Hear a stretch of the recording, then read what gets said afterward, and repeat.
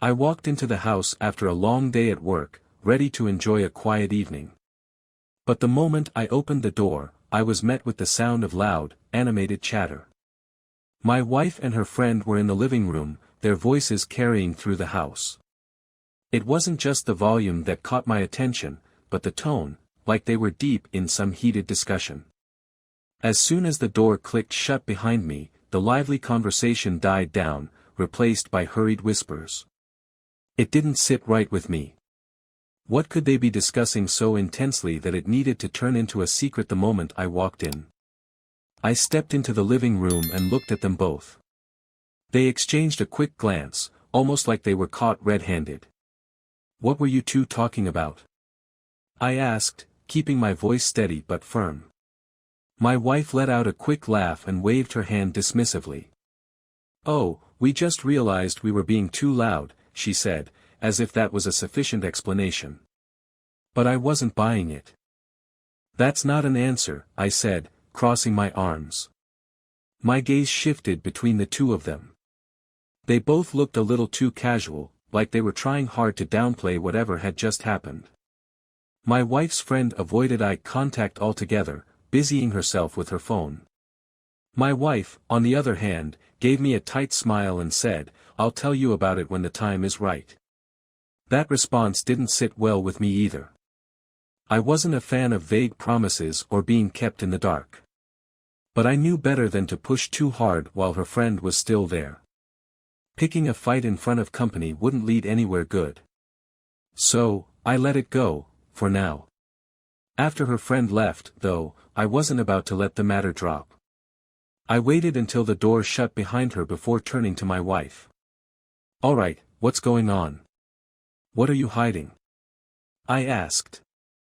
My tone was sharper this time, more demanding. She sighed, running a hand through her hair. "It's nothing bad," she said. "There's just a big problem. Something only one person can help me with. My friend and I were discussing it." "What kind of problem?" I pressed. She shook her head. "I'll tell you everything once it's resolved," she said. "But I'll need your help tomorrow. I need you to drive me somewhere and pick me up after." That explanation wasn't enough for me. "Why not just tell me now?" I demanded. "If it's such a big deal, don't you think I have a right to know?" She met my eyes, her expression resolute. "You're not going to get it out of me tonight," she said simply. "But trust me, everything will be fine." That was all she gave me. I wasn't thrilled about being kept in the dark, but I also knew that pushing harder wasn't going to get me anywhere. She could be as stubborn as me when she wanted to. With a sigh, I decided to let it rest for the night. The questions would have to wait until tomorrow. As I lay in bed that night, the unanswered questions swirled in my mind. What kind of problem was so big that she couldn't tell me about it now? And why was her friend involved? It didn't make sense, and that nagging feeling of something being off wouldn't go away. Still, I reminded myself that I'd find out eventually. For now, I had to wait. With that thought, I finally closed my eyes and drifted off to sleep, the mystery of it all lingering in the back of my mind. The next morning, I was woken up by my wife shaking my shoulder. My eyes barely adjusted to the light when I heard her voice, sharp and hurried. "Come on, we need to go," she said. I sat up, groggy and confused. "Go where?" I mumbled, but she didn't answer. Instead, she was already moving around the room, making it clear that this was urgent, at least to her. When I finally got a good look at her, I couldn't help but frown. She was dressed up in a way I hadn't seen in a long time. A short skirt, a fitted top, it wasn't her usual choice, and it certainly wasn't something I'd expect this early in the morning. "Why are you dressed like that?" I asked, my tone flat. She stopped for a moment, glanced at me, and said, "Trust me, it's important." That wasn't an answer, but she didn't give me a chance to press further. Reluctantly, I got dressed and followed her out to the car. She handed me a piece of paper with an address scribbled on it. I started the engine and drove, still trying to make sense of what was going on. The drive wasn't long, but my patience was wearing thin. When we arrived, I couldn't hide my surprise. It was a fancy restaurant, the kind of place we only went to on special occasions. "What's this?" I asked, but before I could get a straight answer, she was already walking toward the entrance. She didn't go in alone. Her friend from the night before was with her, just as dressed up. The two of them disappeared inside, leaving me standing there with more questions than ever. I wasn't about to let it go, though. Something about the whole situation felt off. So, I parked the car and followed them in, keeping a low profile. I found a seat by the window and ordered the cheapest thing on the menu, a drink, just enough to keep the waitstaff from asking questions. From my spot, I had a clear view of their table. My wife and her friend were sitting with two men in suits. One of the men held her friend's hand, while the other seemed to be in deep conversation with my wife. The atmosphere was serious at first, but then they started laughing, like they were old friends. I took out my phone and snapped a few photos, just in case I'd need them later. I stayed long enough to confirm that this wasn't just a casual meeting. Whatever was going on, it was planned and deliberate. When I'd seen enough, I left the restaurant and waited in the car. My mind was racing, trying to piece together what I'd just witnessed. None of it made sense, and I was determined to get answers.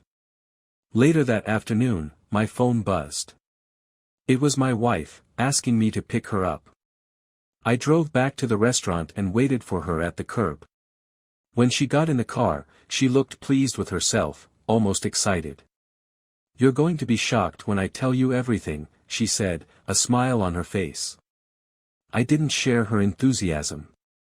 "Yeah, you'll tell me," I said, keeping my voice steady. I wasn't about to let my frustration boil over.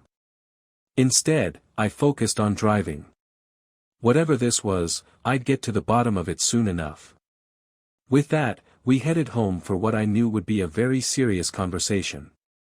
As soon as we stepped through the front door, I turned to her, my patience finally snapping.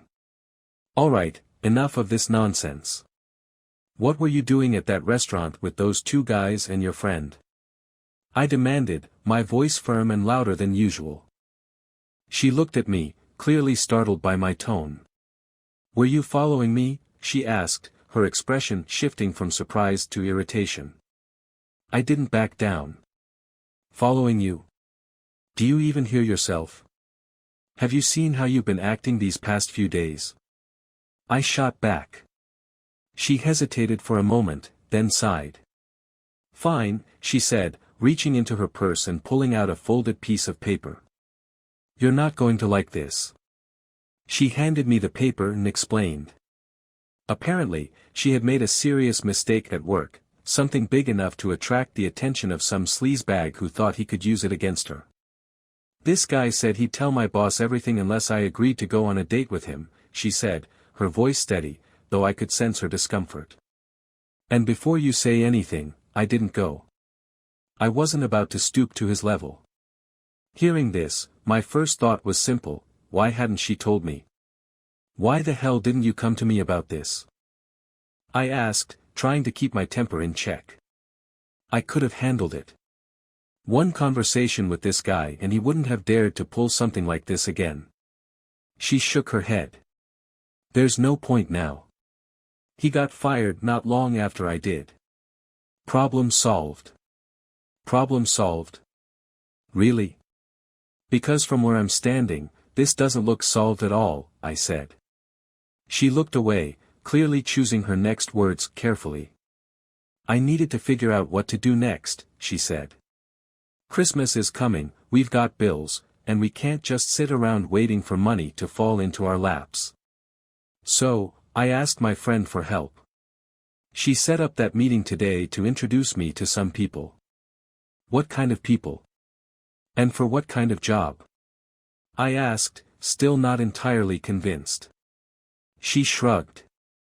"I don't know all the details yet. My friend has some sort of plan. She says it's a good opportunity, but she'll only explain everything when the time is right." We're supposed to go to her place next weekend, and then I'll know more. The whole thing didn't sit right with me. Plans that came with this much secrecy rarely led to anything good. Still, I knew better than to push her too hard when she'd already made up her mind. Fine, I said. But this had better be worth it. She nodded, though I could tell she wasn't thrilled with my tone. Later that night, as we lay in bed, I couldn't shake the feeling that something about all of this was off. A vague plan, cryptic explanations, and now a trip to some country house next weekend. It didn't add up. But for now, there wasn't much I could do except wait. With that uneasy thought lingering in the back of my mind, I finally closed my eyes and drifted off to sleep. The week leading up to the so-called big day was uneventful, but that didn't mean I was at ease. I tried to pry more details out of both my wife and her friend, but they were a united front. All in due time, they said, almost in unison, like they'd rehearsed it. If too many people know, it could all fall apart. It was maddening. They acted like everyone else was in on the secret but me. When I pressed my wife, she just gave me a reassuring smile. It's all above board, she said. Don't worry. When the day finally arrived, my wife spent the morning getting ready, choosing an outfit that turned heads, a mini skirt and a sleek blouse. I kept my attire simple but respectable, a crisp shirt and a pair of dress pants. We got into the car and drove to her friend's countryside house. I didn't know what to expect, but the sight that greeted us didn't ease my concerns. The driveway was packed with expensive cars, the kind you'd expect to see at a high-profile event, not some casual gathering. As we stepped inside, the atmosphere felt more like a lavish party than anything professional. Her friend had gone all out with decorations, drinks, and music. Almost immediately, the two men from the restaurant approached my wife. They showered her with compliments, clearly pleased to see her. I stayed close behind, observing their overly familiar behavior. When I caught up to them, I couldn't resist a dig. You two really enjoyed that dinner at the restaurant, didn't you? I said, my tone just sharp enough to make my point. Their smiles faltered for a second before one of them replied, absolutely. Tonight, though, is where the real decisions are made about your wife's future. That caught my attention. And what exactly does that mean? I asked, not bothering to hide my skepticism. One of the men smiled. She'll explain everything. It depends on the role she's chosen for. This is a unique process, as you'll see. His vague answers only raised more questions. Why not have a formal interview? I pressed. He shrugged. Formal interviews attract the wrong crowd, people who'd rather flaunt their degrees than show their true selves. Here, everyone's relaxed, open. It's a better way to gauge compatibility. As much as I wanted to argue, my wife's friend stepped in. This is how it works, she said. Just let her go through it. Trust me, everything's fine. I wasn't happy, but I stepped back. It didn't take long before my wife was called away for a private discussion. Her friend stopped me as I tried to follow. Stay here. It's part of the process, she said firmly. I clenched my jaw, frustration simmering, but I stayed put. From where I stood, I could only catch muffled voices, nothing clear enough to piece together what was going on. When my wife finally reappeared, her face was lit up with excitement. You won't believe it, she said, practically beaming. I'm going to be a senior client relations manager. The two men followed her out, congratulating her and mentioning some special assignment she'd be starting soon. Naturally, I wanted to know more. What kind of assignment? I asked. She gave me a playful smile. I'll tell you all about it when we're home. For now, let's just enjoy the night. Against my better judgment, I agreed. We mingled for a while, talking to various guests, but none of them seemed to know much about the company or its operations. It was odd, to say the least. The drive home was quiet, but my wife's excitement was palpable. As we pulled into the driveway, she turned to me. "Big things are coming," she said with a grin. "You'll see." By the time I got home that evening, I'd had enough. As soon as I walked through the door, I didn't bother with pleasantries. "All right, that's it. No more secrets," I said, my voice firm. "Tell me exactly what's going on. What's this assignment? What kind of senior manager role is this? And who the hell are these people? Why is everything so unofficial?" My wife looked up at me, startled by my sudden outburst, but she quickly composed herself. "Look," she said, motioning for me to sit down. "It's just how the company works. The department I'm joining is very private. They've got their own way of doing things. It's not like your typical corporate setup." I crossed my arms and waited for her to elaborate. "They organize something. I'm not entirely sure what yet. But they've made it clear that I'll find out everything once I start on Monday." Her explanation didn't do much to ease my concerns. "You took a job without knowing exactly what you'll be doing?" I asked, trying to keep my frustration in check. "And you expect me to be okay with that?" She sighed. "They've been upfront about the confidentiality of their operations. It's part of their policy. Besides, it's not like I had a ton of options after losing my last job." "And what about the pay?" I asked, shifting gears. If nothing else, I needed to know if this was at least financially worth all the mystery. Her face brightened a bit. "The pay's good. Really good. We'll be able to cover everything for Christmas and still have money left over. It's a big step up from what I was making before." That part was at least some consolation, but it didn't completely erase my doubts. "Fine," I said. "But you're telling me everything as soon as you know what's going on. No more of this, when the time is right, nonsense." She nodded, though I could tell she wasn't thrilled about my tone. "Of course," she said, trying to sound reassuring. "So, what's with the early start tomorrow?" I asked. "You said you don't officially start until Monday." She shrugged. "I have to meet someone from the company. They're going to show me around and go over some initial details. It's a bit of an orientation, I guess. Plus, the commute is longer than I'm used to, so I've got to leave extra early." "All right," I said, leaning back in my chair. "But I'm telling you now, I don't like all this secrecy. If something seems off, I'm pulling you out of it. Understood?" She smiled faintly. "Understood. But you'll see. Everything's going to be fine." With that, we headed to bed. She fell asleep quickly, but I lay awake for a while, my mind turning over everything she'd said. The secrecy, the special assignment, the strange recruitment process, it all felt too convoluted to be as harmless as she made it seem. Still, there was nothing I could do for now. Eventually, I closed my eyes, wondering what the next few days would bring. I woke up that morning to an empty bed, which wasn't completely unusual.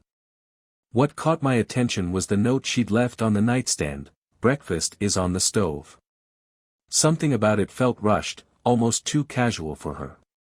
I got up, headed to the kitchen, and found the promised breakfast. But even as I ate, I couldn't shake the feeling that something was off. It wasn't just her absence, there was an air of urgency that seemed to linger in the house. Curiosity got the better of me, and I decided to check the bedroom closet.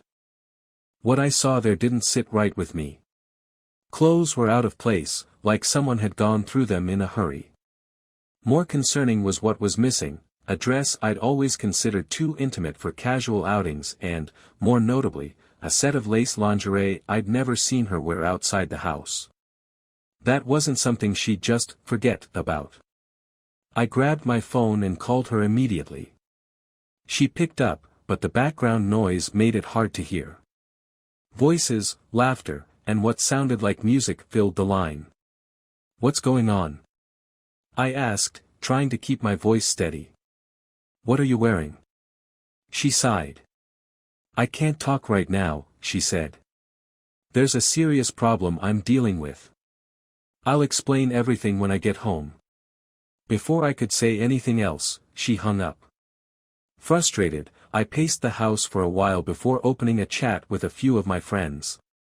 Talking it over with them only made things worse.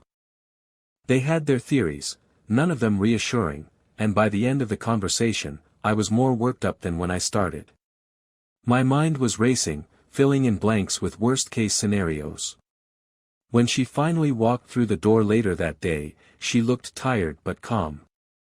"You won't believe the day I've had," she said, dropping her bag by the door. I didn't let her continue. "Take off your coat," I said bluntly. She gave me a puzzled look. "What? Why?" "Just do it," I insisted. Reluctantly, she obliged. When I didn't see the lingerie or the dress, I crossed my arms. "Where are they? The dress and the lace set. Did you wear them to work?" Her confusion turned to irritation. "Are you serious right now? They're in the laundry." I tried them on but decided they needed washing. "You've been acting paranoid lately. Honestly, it's getting exhausting." Her words stung, but she wasn't entirely wrong. I had been on edge ever since this whole secretive job thing started. "Fine," I said. "But at least tell me what happened today." She nodded and sat down. "They asked me to organize a major event. It's top secret, apparently. But the big news is that they're planning a surprise for me during the company's upcoming holiday party." That caught my attention. "What kind of surprise?" I asked, skeptical. She shrugged. "I have no idea. But it's happening at my friend's house in the countryside. We're both going, so you'll see it for yourself." Her excitement was palpable, but I wasn't convinced. Something about all of this still felt off. The rest of the evening passed uneventfully. She seemed genuinely happy about the upcoming event, and I didn't press her further. But as I lay in bed that night, I couldn't stop thinking about what kind of surprise could possibly require this much secrecy. The day ended with more questions than answers, leaving me to wonder what was really going on. That evening, she came rushing through the door, breathless and hurried. "We need to go now," she said, barely giving me a moment to process. "I got held up at work, and we're already late." Confused but not wanting to argue, I threw on my coat and followed her out to the car. As I drove, she gave me directions to her friend's countryside house. The urgency in her voice was enough to keep me from asking too many questions. When we arrived, the house was lit up like a carnival. Music spilled out onto the driveway, and as soon as we stepped inside, a flurry of confetti and balloons greeted us. The atmosphere was festive, almost over the top. People were laughing, chatting, and clinking glasses of champagne. It was clear that this was more than just a casual gathering. We made our way through the crowd, and I noticed how many people stopped to congratulate my wife. Some even raised their glasses in her honor. It seemed like everyone there knew about her new job and was genuinely happy for her. Despite my reservations, I couldn't help but feel a small sense of pride seeing her in the spotlight. Then, one of the men from the restaurant, the one who'd been part of the original interview, climbed onto a table, holding a glass high. "All right, everyone," he announced, his voice cutting through the chatter. "Now that we've had our fun, it's time for the main event, the swinger party." My heart stopped for a moment, and I froze, unsure if I'd heard him correctly. The room erupted in cheers, and to my disbelief, people actually started undressing. It was chaos. Without a second thought, I grabbed my wife's hand and pulled her toward the door. "What are you doing?" she protested, trying to resist. "We don't have to join in." Her words only made me more determined to get out of there. By the time we reached the car, her phone was already buzzing with calls and messages. "Where are you? What happened? Are you coming back?" She answered one of them, explaining that I wasn't feeling well and that we had to leave. Her tone was calm, but I could see the frustration in her eyes. When we got home, I didn't wait long before confronting her. "What the hell was that?" I asked, my voice rising. "Do you seriously think it's okay to be part of something like that?" She sighed, clearly irritated. "We didn't have to participate," she said. "You didn't even give me a chance to explain." I shook my head. "I don't care what the conditions were. You're not going back there." She crossed her arms and looked at me, her expression defiant. "Fine," she said, "but I'm not quitting. I have a job to do, and I'm not leaving after just 1 week." After a couple of relatively calm days, I decided it was time to get some answers. "So, what's going on with that assignment of yours?" I asked her one evening. She was sitting on the couch, her laptop open, but she paused to look at me. "I'm still working on it," she said. "It's a big project, and there's a lot to figure out. I'll tell you everything once it's finalized." That answer didn't do much to ease my concerns. "You've been acting strange lately," I said, leaning against the kitchen counter. "And after what happened at that party, I'm finding it hard to trust this whole setup." She sighed, clearly frustrated. "Look," she said, "that party was a one-off. There are idiots everywhere, but it doesn't mean the entire job is like that. Can we please stop bringing it up?" I didn't press further, but her words didn't exactly reassure me. Over the next week, her schedule became more demanding. She started coming home later and later, always claiming she was tied up at work. "We're working on some incredible ideas," she said one night. "The team is really coming together, and I'm confident this is going to be a success." But her late nights didn't sit well with me. I couldn't help but notice how tired she looked every time she walked through the door. When I brought it up, she brushed me off, saying it was just part of the job. "This is the kind of opportunity that could make or break my career," she said. "I have to give it my all." Despite her enthusiasm, I couldn't shake the feeling that something about this job was off.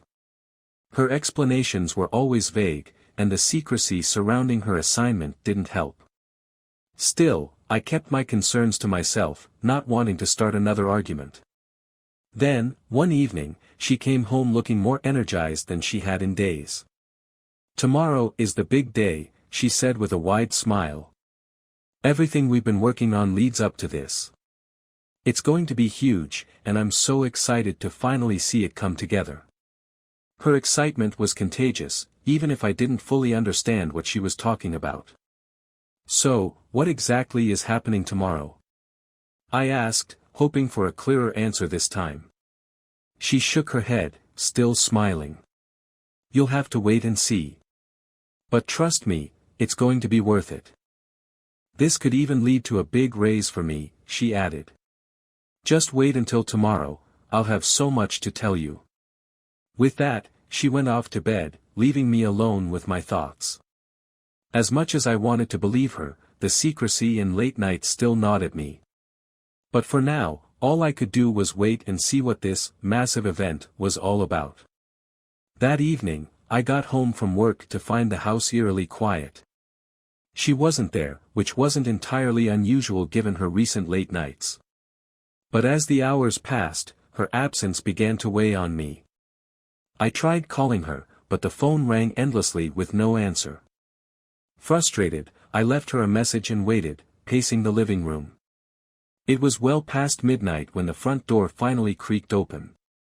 She stumbled in, reeking of alcohol, her clothes disheveled and stained with some kind of white liquid. She didn't say a word, just made her way unsteadily to the bedroom and collapsed onto the bed. Watching her like that, I couldn't suppress the anger bubbling inside me. Something was very wrong. While she lay passed out, I grabbed her phone, desperate for answers. What I found shocked me to my core.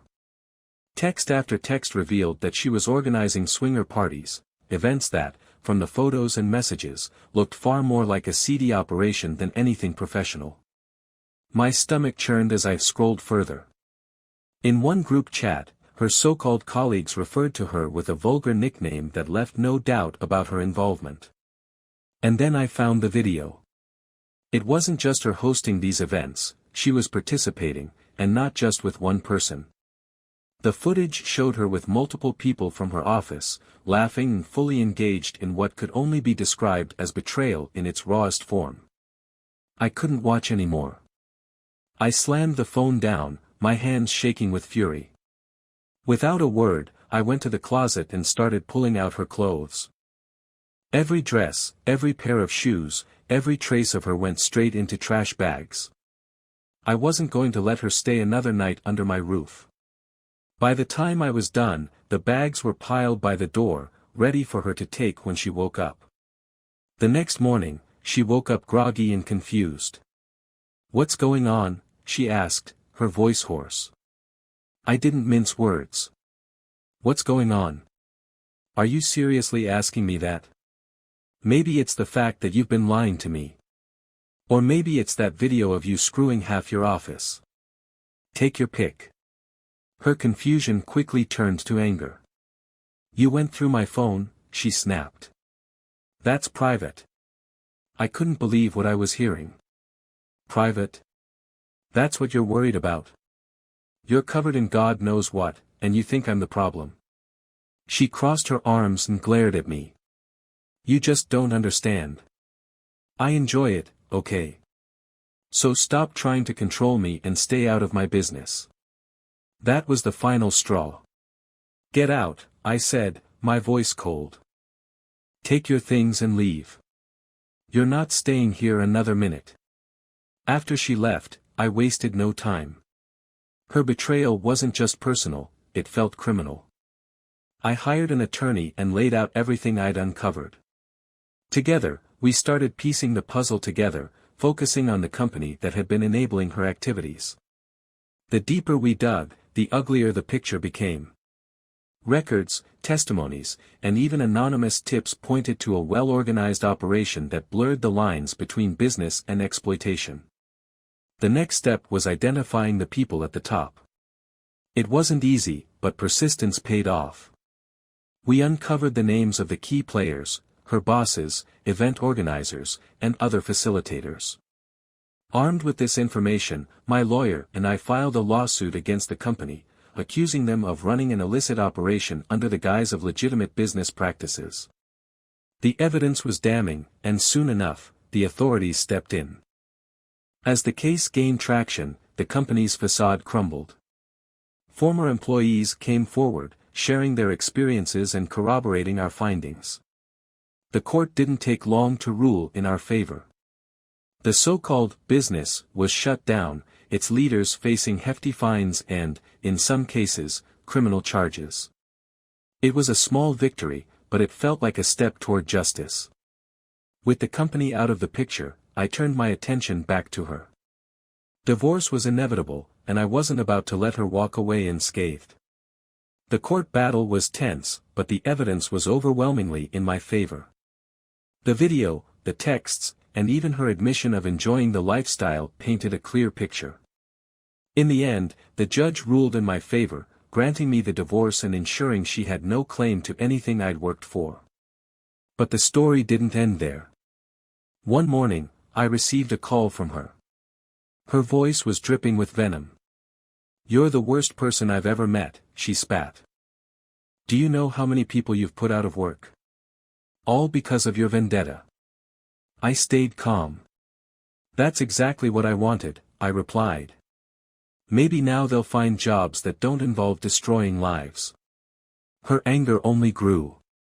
"You'll regret this," she hissed. "I'll make sure your life is a living hell." True to her word, she began spreading lies about me. She told mutual acquaintances that I was abusive, tried to sabotage my work by emailing false complaints to my boss, and even posted defamatory comments about me online.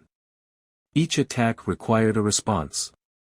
I documented everything, every message, every rumor, every attempt to tarnish my reputation.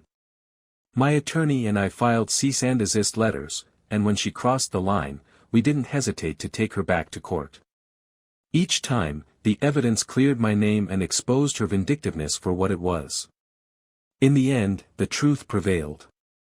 The court issued a restraining order against her, barring her from contacting me or interfering in my life. Her attempts to ruin me only solidified my resolve, and I came out stronger. She may have tried to break me, but all she did was prove that I was better off without her. In the aftermath of the legal battles and her relentless attempts to ruin me, I decided it was time to take control of the narrative. For too long, I had been reacting to her actions, defending myself against her lies and manipulations. It was time to go on the offensive. Among the evidence I had collected was the damning video that showed the full extent of her betrayal. It wasn't a decision I made lightly, but I knew what had to be done.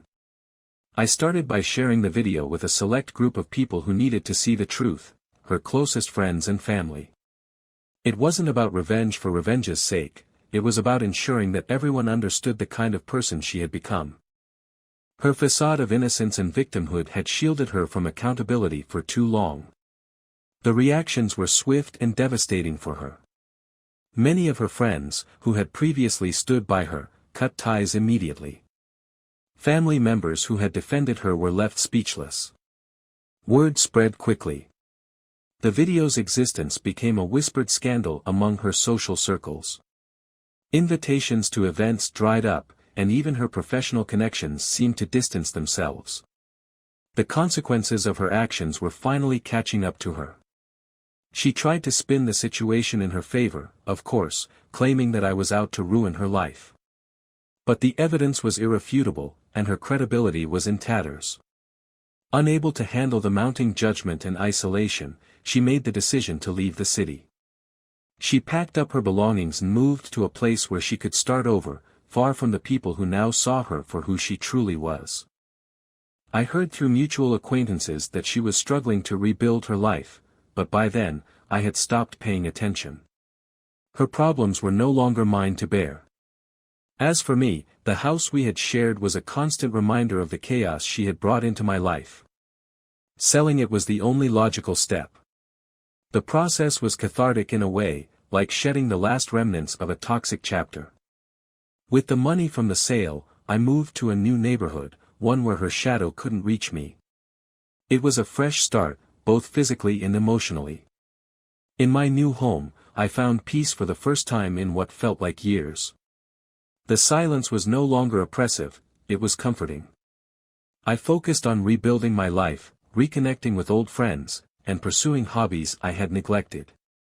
Each day felt like a step toward reclaiming the person I had been before she came into my life. People often ask me why I took such drastic measures, why I went as far as sharing the video. My answer is simple: sometimes, the truth needs to come to light, no matter how uncomfortable it may be.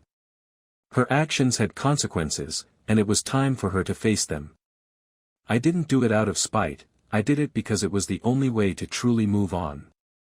When you've been wronged, justice isn't about revenge, it's about closure. Now, as I look back on everything that happened, I'm at peace with my choices. Life isn't perfect, but it's mine again. The scars she left behind have become reminders of my resilience. I've learned to value honesty, loyalty, and, most importantly, myself. And that, I think, is the clearest answer to the question everyone seems to ask: why did I fight so hard? Because I deserved better, and now I have it.